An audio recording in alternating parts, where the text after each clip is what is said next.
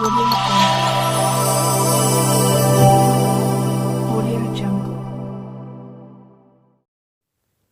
नमस्कार विद्यार्थी मित्रांनो, स्वागत आहे आपल्या सर्वांचं करंट अफेअर्स बाय नितेश या यूट्यूब चॅनलमध्ये. आज आपण 8 मार्च 2024चे करंट अफेअर्स आणि त्यासंबंधीचे प्रश्न बघणार आहोत. तुम्ही जर आपल्या चॅनलवर नवीन असाल तर चॅनलला सबस्क्राईब करायला विसरू नका. आजच्या व्हिडिओमध्ये एकूण प्रश्नसंख्या 10 असेल आणि शेवटी विचारलेल्या प्रश्नाचं योग्य उत्तर कमेंट करायला विसरू नका. तुम्हाला व्हिडिओ शेवटपर्यंत बघायचा आहे. प्रत्येक प्रश्न हा महत्त्वाचा आहे, सोबतच दिलेली माहिती तेवढीच महत्त्वाची आहे. बघूयात प्रश्न क्रमांक पहिला. आर्टिफिशियल इंटेलिजन्स टीचरचा देशातील पहिला प्रयोग कोणत्या राज्यात करण्यात आला? हा प्रश्न VIMP आहे. या प्रश्नाचं योग्य उत्तर आहे पर्याय नंबर ए, केरळ राज्य. यासंबंधीची थोडी माहिती आहे ती पण बघा. आर्टिफिशियल टीचरचा देशातील पहिला प्रयोग, ठिकाण आहे तिरुवनंतपुरम केरळ. ती शाळा लक्षात ठेवा, KTCT उच्च माध्यमिक शाळा. आणि जी देशातील पहिली आर्टिफिशियल इंटेलिजन्स शिक्षिका आहे तिचं नाव आहे इरिस. हे नाव महत्त्वाचं आहे, हे नाव तुम्हाला विचारू शकतील. या इरिसची निर्मिती मेकर्स लॅब एज्युकेट कंपनीच्या सहाय्याने करण्यात आली होती. 2021ला नीती आयोगाने अटल टिंकरिंग लॅब हा कार्यक्रम आणला होता आणि त्या अंतर्गत हा प्रकल्प राबवण्यात येणार आहे. यावर तुम्हाला अपेक्षित प्रश्न बघा काय येऊ शकतात ते. आर्टिफिशियल इंटेलिजन्स टीचरचा देशातील पहिला प्रयोग कोणत्या ठिकाणी करण्यात आला? ठिकाण लक्षात ठेवायचं आहे आणि राज्य पण लक्षात ठेवायचं आहे. देशातील पहिल्या आर्टिफिशियल इंटेलिजन्स शिक्षिकेचे नाव काय आहे आणि सर्वात महत्त्वाचं आहे हे नाव काय देण्यात आलेलं आहे ते. त्याच्यानंतर जर अजून अवघड जर प्रश्न आले तर एक त्याची निर्मिती कोणाच्या सहाय्याने करण्यात आली आणि हा प्रकल्प कोणत्या याच्या अंतर्गत राबवण्यात आलेला आहे. सगळ्यात महत्त्वाचे प्रश्न आहे त्याच्यात 1 नंबरचा आणि 2 नंबरचा. 3 नंबरचा आणि 4 नंबरचा प्रश्न तेवढा महत्त्वाचा नाही आहे. प्रश्न क्रमांक 2 बघा. भारतातील पहिल्या डॉल्फिन संशोधन केंद्राचे उद्घाटन कोठे करण्यात आले? हा प्रश्न पण इम्पॉर्टंट आहे. या प्रश्नाचं योग्य उत्तर आहे पर्याय नंबर बी, पाटणा बिहारमध्ये. याचं उद्घाटन कोणी केलं असा एक प्रश्न येऊ शकतो. आशिया तसेच भारतातील हे पहिलेच डॉल्फिन संशोधन केंद्र आहे. ठिकाण आहे पाटणा बिहार आणि याचं उद्घाटन केलं आहे बिहारचे मुख्यमंत्री नितीश कुमार यांनी 4 मार्च 2024ला. या प्रकल्पाला मान्यता 2013लाच मिळाली होती, पण प्रत्यक्षात हा प्रकल्प कधी उद्घाटन करण्यात आलेला आहे? 2024ला. येथे 2च प्रश्न अपेक्षित आहेत. एक म्हणजे आशिया तसेच भारतातील पहिल्या डॉल्फिन संशोधन केंद्राचे उद्घाटन कुणाच्या हस्ते करण्यात आले आणि कोणत्या ठिकाणी करण्यात आले, असे 2 प्रश्न इथे येऊ शकतात. समोरचा प्रश्न बघा, प्रश्न क्रमांक 3. इस्रोकडून डॅश डॅशपर्यंत देशातील पहिले अंतराळ स्थानक उभारणार असल्याचे जाहीर करण्यात आले. या प्रश्नाचे योग्य उत्तर आहे पर्याय नंबर बी, 2035 पर्यंत. यासंबंधीची अधिक माहिती बघूयात. इस्रोकडून देशातील पहिले अंतराळ स्थानक उभारण्यात येणार आहे. याची उभारणी 2035 पर्यंत करण्यात येईल. अंतराळ स्थानक असणारा भारत हा जगातील 4था देश बनेल. आत्तापर्यंत ही कामगिरी बघा कोणी कोणी केली? अमेरिका, रशिया आणि चीन. इस्रोचे प्रमुख S सोमनाथ यांनी ही घोषणा केलेली आहे. पृथ्वीपासून 400 किलोमीटर अंतरावर हे अंतराळ स्थानक असेल आणि 400 टनाचे स्पेस स्टेशन असेल हे. येथे अपेक्षित प्रश्न 2 आहेत. एक म्हणजे देशातील पहिले अंतराळ स्थानक उभारण्याची घोषणा नुकतीच इस्रोने केली. ही उभारणी कोणत्या वर्षापर्यंत करण्यात येईल? तर 2035. अंतराळ स्थानक असणारा भारत हा जगातील कितवा देश असेल? तर 4था देश. सोबतच ते 3 देश पण लक्षात ठेवा तुम्ही. समोरचा प्रश्न बघा, प्रश्न क्रमांक 4. खालीलपैकी कुणाला यशवंतराव चव्हाण राष्ट्रीय पुरस्कार 2023ने सन्मानित करण्यात आले? या प्रश्नाचं योग्य उत्तर आहे पर्याय number D, doctor Soumya Swaminathan यांना. 2024मध्ये त्यांना या पुरस्काराने सन्मानित करण्यात येणार आहे. 2023चा पुरस्कार आहे हा. सौम्या स्वामीनाथन या जागतिक आरोग्य संघटनेच्या माजी मुख्य शास्त्रज्ञ आहेत. हा पुरस्कार त्यांना वैद्यकीय क्षेत्रातील अलौकिक आणि अतुलनीय कार्यासाठी दिलेला आहे. हा पुरस्कार देतात कोण? तर यशवंतराव चव्हाण केंद्र यामार्फत हा पुरस्कार देण्यात येतो. स्वरूप आहे 5 लाख रुपये. या पुरस्कारासाठी एक निवड समिती नेमण्यात आली होती. त्याचे अध्यक्ष ज्येष्ठ अणुशास्त्रज्ञ डॉक्टर अनिल काकोडकर हे होते. येथे अपेक्षित प्रश्न 3 आहेत. यशवंतराव चव्हाण राष्ट्रीय पुरस्कार 2023 कोणाला जाहीर करण्यात आला? यशवंतराव चव्हाण राष्ट्रीय पुरस्कार राष्ट्रीय पुरस्काराचे स्वरूप किती आहे तर 5 लाख रुपये. आणि या पुरस्कारासाठी जी निवड समिती होती त्याच्या अध्यक्षतेपदी कोणाची नियुक्ती करण्यात आली होती. असे 3 प्रश्न इथे येऊ शकतात.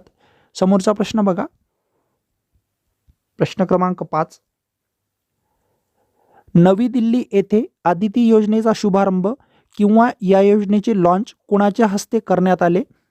हा प्रश्न पण इम्पॉर्टंट आहे. या प्रश्नाचे योग्य उत्तर आहे पर्याय नंबर ए, संरक्षण मंत्री राजनाथ सिंह यांच्या हस्ते ही योजना लॉन्च केली आहे.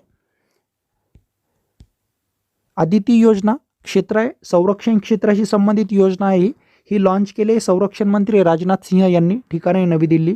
याचा उद्देश आहे संरक्षण तंत्रज्ञानातील संशोधन, विकास आणि नाविन्यपूर्ण प्रयत्नात स्टार्टअपना प्रोत्साहन देणे. या अंतर्गत 25 कोटी रुपयापर्यंतचे अनुदान सहाय्य मिळणार आहे. आणि 2023-24 ते 25-26 या कालावधीसाठी या योजनेसाठी 750 कोटी रुपयांची तरतूदही करण्यात आली. येथे अपेक्षित प्रश्न आहेत 2. एक म्हणजे नुकताच शुभारंभ करण्यात आलेली आदिती योजना कोणत्या क्षेत्राशी संबंधित आहे तर संरक्षण क्षेत्राशी. संरक्षण तंत्रज्ञानातील संशोधन आणि विकास व नाविन्यपूर्ण प्रयत्नात स्टार्टअपना प्रोत्साहन देण्यासाठी कोणत्या योजनेचा शुभारंभ करण्यात आला तर आदिती योजनेचा, असा एक प्रश्न येऊ शकतो. आणि जर उद्घाटन कोणाच्या हस्ते करण्यात आलं हे एक लक्षात ठेवा. समोरचा प्रश्न बघा, प्रश्न क्रमांक 6. नुकताच कोणत्या महिला गोलंदाजाने महिला क्रिकेटमध्ये सर्वात वेगवान चेंडू टाकण्याचा विक्रम केला आहे. या प्रश्नाचं योग्य उत्तर आहे पर्याय नंबर बी, शबनीम इस्माईल. यांच्या संबंधीची अधिक माहिती बघा. शबनीम इस्माईल यांचा देश आहे दक्षिण आफ्रिका. महिला क्रिकेटमध्ये आत्तापर्यंतचा सर्वात वेगवान चेंडू टाकण्याचा विक्रम त्यांनी केला आहे. त्या चेंडूचा वेग होता 132.1 किलोमीटर प्रति तास. 130 किलोमीटर प्रति तासपेक्षा जास्त वेगाने गोलंदाज करण्याची ही पहिलीच वेळ आहे. हा पराक्रम त्यांनी महिला प्रीमियर लीग म्हणजेच WPL मध्ये केलेला आहे. त्या कोणत्या संघाकडून खेळतात तर मुंबई इंडियन्सकडून. आणि विरोधी संघ होता दिल्ली कॅपिटल्स. 2016 त्यांनी वेस्ट इंडिज संघाविरुद्ध 128 किलोमीटर प्रति तास या वेगाने गोलंदाजी केली होती. त्यांच्यावरचे अपेक्षित प्रश्न बघा. महिला क्रिकेटमध्ये सर्वात वेगवान चेंडू टाकण्याचा विक्रम कोणी केलेला आहे? शबनीम इस्माईल. महिला क्रिकेटमध्ये सर्वात वेगवान चेंडू टाकण्याचा विक्रम करणारी शबनीम इस्माईल कोणत्या देशाची खेळाडू आहे तर दक्षिण आफ्रिका. आणि एक तर दक्षिण आफ्रिका विचारतील किंवा मुंबई इंडियन्स, असे दोन्ही ऑप्शन येऊ शकतात तुम्हाला, किंवा कोणत्या संघाचे आहे. दोन्ही ऑप्शन ॲट ए टाईम नसतील तुम्हाला ऑप्शनमध्ये. समोरचा प्रश्न बघा आता, प्रश्न क्रमांक 7. हा प्रश्न VIMP आहे. कैद्यांसाठी आयुष्मान भारत व ई श्रम कार्ड उपक्रम सुरू करणारे देशातील प्रथम राज्य कोणते? या प्रश्नाचं योग्य उत्तर आहे पर्याय नंबर सी, महाराष्ट्र. कैद्यांसाठी आयुष्मान भारत व ई श्रम कार्ड हा उपक्रम महाराष्ट्रातील सातारा या जिल्ह्यामध्ये सुरू करण्यात आलेला आहे. याचा उद्देश बघा काय आहे ते, कैद्यांच्या आरोग्याचा व रोजगाराचा प्रश्न सुरक्षित करणे. येथे तुम्हाला एकतर राज्य विचारतील किंवा ठिकाण विचारतील. याच्यावर अजून कोणता प्रश्न येऊ शकतो बघा. कैद्यांसाठी आयुष्मान भारत आणि ई श्रम कार्ड उपक्रम महाराष्ट्रातील कोणत्या जिल्ह्यात करण्यात आला तर ते जिल्हा लक्षात ठेवा, सातारा. समोरचा प्रश्न बघा, प्रश्न क्रमांक 8. नुकताच समोर आलेल्या माहितीवरून कोणते 2 देश संयुक्तपणे चंद्रावर अणुऊर्जा प्रकल्प सुरू करणार आहेत? या प्रश्नाचं योग्य उत्तर आहे पर्याय नंबर डी, रशिया आणि चीनने ही घोषणा केलेली आहे. याबद्दलचे काही पॉईंट आहेत ते बघा. रशिया आणि चीन चंद्रावर अणुऊर्जा प्रकल्प सुरू करणार आहेत. या प्रकल्पाची उभारणी 2033 ते 2035 पासून सुरू झालेली असेल असं त्यांनी घोषित केले. रशियाची अंतराळ संस्था बघा, रॉसकॉस्मॉस यांनी ही घोषणा केली होती. न्यूक्लिअर कार्गो स्पेसक्राफ्ट बनवणार असणार आहे रशिया. आणि रशिया आण्विक शक्तीचे चालवणारे कार्गो स्पेसशिप पण तयार करणार आहे. येथे अपेक्षित प्रश्न काय येऊ शकतात? एक म्हणजे जो आपण प्रश्न घेतलेला आहे ना आत्ता तो, आणि एक म्हणजे ही अंतराळ संस्था आहे रॉसकॉस्मॉस ही कोणत्या देशाची, असा एक प्रश्न येऊ शकतो. पण सर्वात महत्त्वाचा प्रश्न 1 नंबरचाच आहे. समोरचा प्रश्न बघा, प्रश्न क्रमांक 9. खालीलपैकी कोणता दिवस जागतिक महिला दिन म्हणून साजरा केला जातो? या प्रश्नाचं योग्य उत्तर आहे पर्याय नंबर ए, 8 मार्च म्हणजे आजचाच दिवस. याची थीम पण लक्षात ठेवा. यावेळेस त्यांनी 2 थीम दिलेल्या आहेत. जागतिक महिला दिन 8 मार्च 2024ची थीम आहे इन्स्पायर इन्क्ल्युजन आणि महिलांमध्ये गुंतवणूक करा, प्रगतीला गती द्या. अशा 2 थीम त्यांनी केल्या होत्या. का दिल्या माहीत नाही मला, पण दोन्ही लक्षात ठेवा किंवा हे संयुक्तपणे नाव देतील. सोबतच 7 मार्च हा जनऔषधी दिवस आहे, हे पण लक्षात ठेवा. आजच्या सिरीजमधील शेवटचा प्रश्न बघा. प्रश्न क्रमांक 10.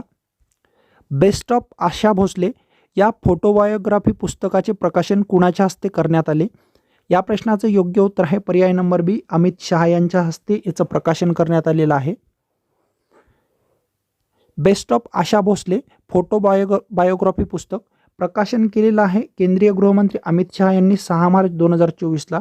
या पुस्तकात विविध क्षणाच्या आठवणी सांगणारे 42 छायाचित्रे असणार आहेत आणि ही छायाचित्रे गौतम राज्याध्यक्ष यांनी टिपलेली आहे. 2 गोष्टी लक्षात ठेवा येते. एक तर याचं प्रकाशन कोणाच्या हस्ते करण्यात आलं आणि ही जी छायाचित्रे आहेत या अंतर्गत ती कोणी टिपलेली आहेत, असा तर प्रश्न येणार नाही. बेस्ट ऑफ आशा भोसले हे पुस्तक किंवा हे फोटोबायोग्राफी कोणाची आहे ते, कारण ते नावातच दिलेलं आहे. तुम्हाला मागील व्हिडिओमध्ये जो शेवटचा प्रश्न विचारला होता त्याचं उत्तर बघा. प्रश्न होता, खालीलपैकी कोणत्या केंद्रशासित प्रदेशामार्फत मुख्यमंत्री महिला सन्मान योजनेचा शुभारंभ करण्यात आला? या प्रश्नाचं योग्य उत्तर होतं पर्याय नंबर ए, दिल्ली. आणि तुमच्यासाठीचा आजचा प्रश्न बघा. देशाच्या राज्यघटनेत महिलांना गर्भपाताचा अधिकार देणारा जगातील पहिला देश कोणता? प्रश्नाचं योग्य उत्तर नक्की टाईप करून सांगा. उत्तर चुकलं तरी हरकत नाही. उद्याच्या सेशनमध्ये याचं योग्य उत्तर तुम्हाला सांगण्यात येईल. जर तुम्हाला व्हिडिओ आवडला असेल तर व्हिडिओला लाईक करा. चॅनलवर नवीन असाल तर चॅनलला सबस्क्राईबही करू शकता. यासंबंधीच्या PDF तुम्हाला आपल्या टेलिग्राम चॅनलवर मिळून जातील. भेटूयात पुढच्या वेळेस एका नवीन व्हिडिओसह. धन्यवाद.